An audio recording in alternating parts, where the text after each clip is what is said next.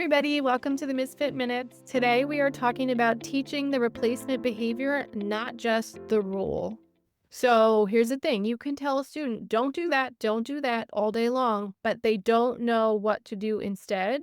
And nothing's going to change that by just saying, don't do that. So let's say a student is throwing materials when frustrated. You can say, that's not okay. That's not acceptable. And that's a true statement.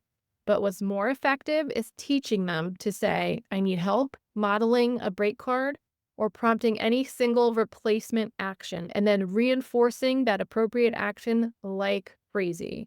So replacement behaviors are not just like a cute thing we say after behaviors, they're the whole point. We're not trying to just manage that behavior or tell them what rule they've broken.